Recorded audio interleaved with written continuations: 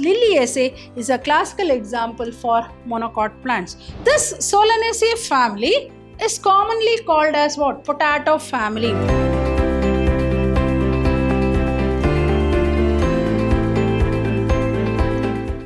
Hello dear students, welcome back to the last session of this very interesting chapter called Morphology of Flowering Plants. So this is your 14th session of this interesting chapter called Morphology of Flowering Plants. So with so many sessions you can understand how many concepts you have learned in this particular chapter called Morphology of Flowering Plants. So moving on to the last aspects or last concepts of this chapter in this session.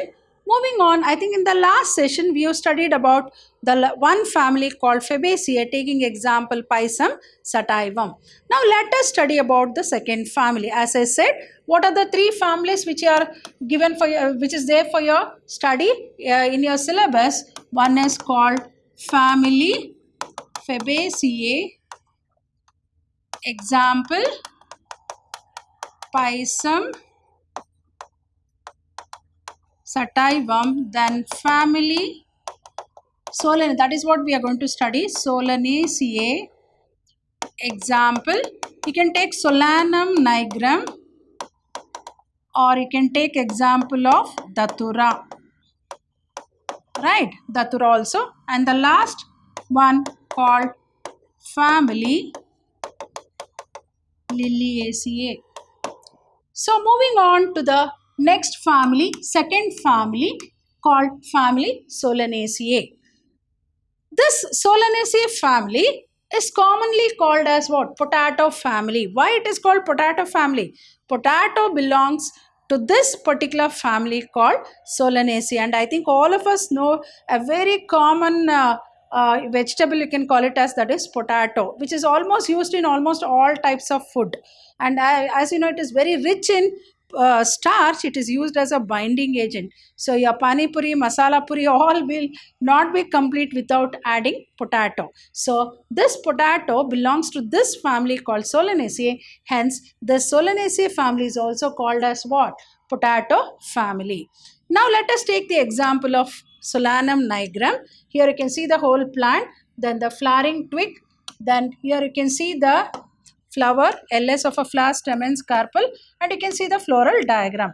As I said, you just go back to your NCERT textbook. Each and every diagram is given very clearly in your textbook for the study of all these three very important families. Family Fabaceae, family Solanaceae, and family Liliaceae. Moving on to, as I said, you have to, even this might be kept for your exam. Datura plant also might be kept, or this plant might be kept. So you need to identify the plant, then write the name of the family, then the example, and two things will be out. There are two options for you all. It depends upon the teacher for in your practical exam. They might ask you to write, identify the family with example, write the floral formula and floral diagram, or they might ask you to identify the family, write the example and write the distinguishing features of that family along with floral formula, right? Now let us start with the distinguishing features. So the leaf is alternate. Here you can see the leaf is alternate, one after the other. So alternate, simple leaves. Here you can see they are simple leaves with unequal leaf base. Then what type of inflorescence you come across? Cymose inflorescence. There it was racemose inflorescence, where in Fabaceae. Here it is cymose inflorescence. What do you mean by cymose inflorescence? Definite inflorescence, or it is also called determinate, where the main axis of the inflorescence ends with a flower. So cymose type of inflorescence, and it is actinomorphic. Here you can see actinomorphic. Bisexual. Here you can see bisexual. Persistent calyx. So calyx is persistent here. Then epipetalous. It is called epi, not epic. It is epipetalous. Petalous, LAS. Here you can see epipetalous stamens. Then bicarpellary. You can see bicarpellary, syncarpous, fused, but superior ovary. You can see superior ovary. Fruit is a berry or a capsule. So when you go across the floral formula, actinomorphic, bisexual, calyx, how many? Persistent calyx, fused also, 5, that is K5 fused. So whenever you write bracket, what does it mean? It means Gamosepalous. Then corolla 5 petals, but they are polypetalous, but they are gamopetalous. Here also Gamosepalous, gamopetalous. 5 plus 5. And stamens, how many? 5 stamens, but it is epipetalous. What do you mean by epipetalous? When stamens are attached to corolla, to petals, it is called, to petals, it is called, what is it called? Epipetalous. Gynoecium superior ovary, you can see G bar down. Then bicarpellary, why do you use the word called bi? 2 carpels, here number 2 is there. Then it is what is it called? And it is not apocarpus, it is syncarpus. Syncarpus means what? It is fused. The same formula you can use for the diagram here. See, calyx 5, here you can use 1, 1, 2, 3, 4 and 5. And you can see they are joined here. So what does that indicate? That indicates that it is Gamosepalous. Petals 5. Here you can see 1, 2, 3, 4, 5. Again gamopetalous. You can see the fused one here like this. Then stamens, how many? 5. But they are epipetalous. Can you see a line here? So this line indicates what? That the stamens are attached to the petals. So it is epipetalous. Then gynoecium bicarpellary. 2 carpels are there. But syncarpus, it is fused. So with the help of floral formula, and you can see it is what type of estivation? Valvate estivation. What do you mean by valvate estivation? The margins of the sepals and petals just touch each other, but they do not overlap. You don't see the overlapping here, right? So this is how you are going to describe the family. So here family Solanaceae, how do we describe a flower? So here we can say actinomorphic, bisexual, calyx 5, gamosepalous, corolla, that is petals 5, gamopetalous, stamens 5, epipetalous, superior ovary, bicarpellary, syncarpus ovary. So this is how you need to describe a flower. What do you mean by actinomorphic? That is radial symmetry. You can cut the flower into 2 equal halves in more than one plane. So this is how you need to describe. No need to draw these diagrams, but you have to learn the floral formula and the floral diagram. Floral diagram. Very, very important from examination point of view. Even the points also. But if you know the floral formula, you can write the points also. Description points also is easy. So it is like 2 in 1. So you can write the description part as well as you can write the floral formula if you know this floral formula. So it is like 2 in 1. It will help you out, right? Now moving on to the last, but now let us study the economically important plants belonging to family Solanaceae. There also we studied in family Fabaceae economically important plants. So now let us study what are the economically important plants belonging. I think all of you, after seeing this beautiful picture, you will get an idea. So what is this? Brinjal, chili and tomato. All these, and even potato also. I forgot to put a potato. So potato, hence it is called as what? Potato family. So economic importance. Economic, it is economic.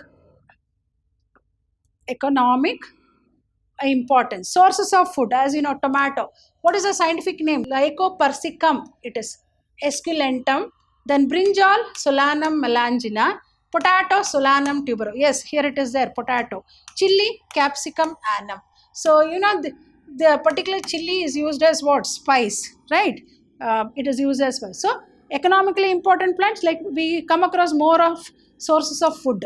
Like what? Tomato, then brinjal, then potato, then chili. All these are the, and very important is, you know, you need to learn the scientific names and the common names. So in exam they might ask you the scientific name and ask you to write the common names, or they will give you the common names and ask you to write the scientific names. So even the scientific names belonging to all these 3 families is very, very important. As I said, you need to learn. Only hardly 3 families are there. I don't think so you find it difficult to learn only these 3 families, right? So you give a try. I'll tell you why you will not be able to learn. So those were the examples which we used as what? Used as sources of food. Now let us study which are the examples which are used as medicine. So one is belladonna, that is Atropa belladonna. See here you can see medicinal. So you can see that itself how they are used as medicinal plants. So belladonna, Atropa belladonna, ashwagandha, Withania somnifera, then tobacco, Nicotiana tabacum. It is not used as ornamental. Petunia is used as ornamental. So petunia is used as what? Petunia hybrida is used as ornamental. So as medicine, belladonna, ashwagandha, tobacco is not a medicine, but it is having, but it is, it is used as fumigatory. For smoking, it is used as what? As fumigatory, it is tobacco. As ornamental, it is petunia. So I repeat, as fumigatory, example is tobacco. As ornamental, it is petunia. Hope you have understood about this very important family called Solanaceae. So let us move on to the last but one family called, let us study about the last but one family called Liliaceae. Liliaceae, like how Solanaceae, Fabaceae was called as Leguminosae or pulses, and family Solanaceae was called as potato family. So Liliaceae is called as lily family. So it belongs to monocotta. So those two were the example. Family Fabaceae and family Solanaceae were example for dicot plants, whereas Liliaceae is a classical example for monocot plants. You know what is dicot plants and monocot plant? Dicot plants bear seeds which have two cotyledons. Monocot plants bear seed which has a single cotyledon. And a classical example what you take is onion, that is Allium cepa, or what we call it as common name is what? Onion. And even garlic, Allium sativum. Allium sativum also is an example belonging to this family called Liliaceae. I think all of you might have come across the onion flowers, right? So you can, it's not like very new to you all. So it is an example which you come across in everyday life. Now let us see what are the distinguishing features of this. Leaves mostly basal and alternate with parallel. Here you can see parallel venation. You can see because it is monocot, it is obviously parallel venation. If it is dicot leaf, it will be reticulate venation in the form of network. Then here solitary. Solitary means what? Single. Then what type of inflorescence? Cymose inflorescence, and it is usually called umbel. Here you can see umbel inflorescence. Umbel inflorescence, and it is actinomorphic, bisexual, trimerous, three petals. Here you can see in the floral formula, that is, here actually you cannot distinguish calyx from corolla. That is very, very important here. Hence we use the word called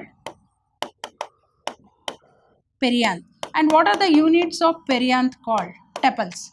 The units of perianth are called tepals. So actinomorphic, bisexual, trimerous flowers, and tricarpellary. How many carpels? 3 carpel, and they are fused and superior ovary. So how do we write the floral formula? Here we can see we have written it as BR. BR represents what? Bract. So it is bracteate. If we write EBR, it is E bracteate, actinomorphic. What do you mean by actinomorphic? Radial symmetry.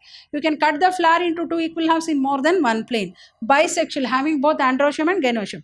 Here, instead of writing K and C, we have written it as P. What does it mean? That calyx and corolla are not distinguishable. So when you are not able to distinguish calyx and corolla, as we use a word called homochlamydius, then we use a word called what? Perianth. And the units of perianth are called as what? Tepals. How many tepals are there? 6 tepals are there, but 3 in each row. I will explain in the floral diagram. Then stamens, how many? 6 stamens are there, 3 in each row. So there, hence we have written 3 plus 3.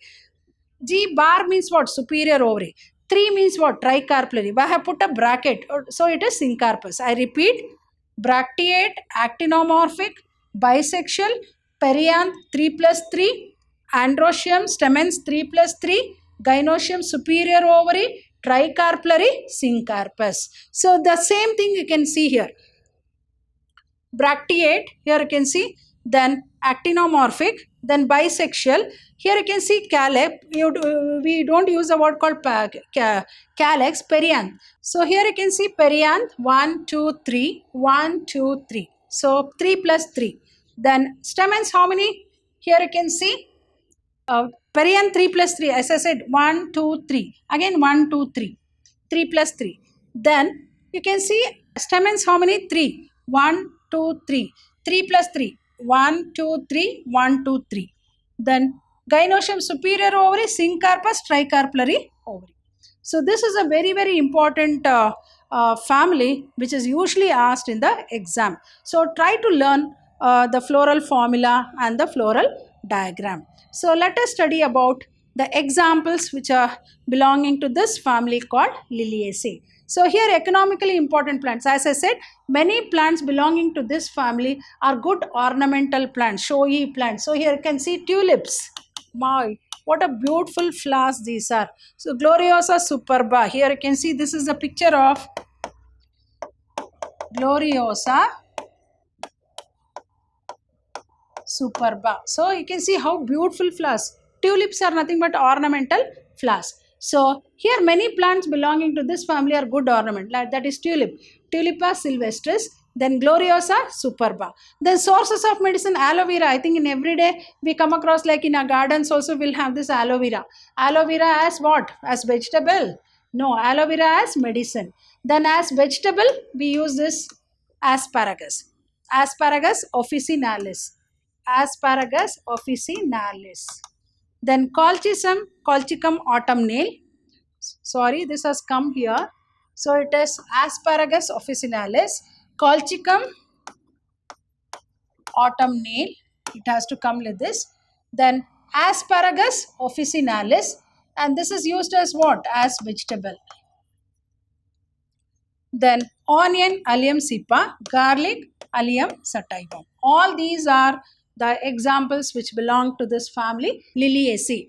So that is ornamental plant tulip and Gloriosa superba. Sources of medicine aloe, aloe vera. Then as vegetable asparagus and Colchicum officinale. Then even as vegetables, then even we use Allium cepa and Allium sativum. Hope you have understood all these three families. That is family Fabaceae, family Solanaceae, and family Liliaceae. So with this particular last session, that is session 14, I have completed a very important chapter and a very lengthy chapter called Morphology in Flowering Plants. So I'll be back with one more new chapter of your syllabus, first PUC biology syllabus. Till then, goodbye and thank you.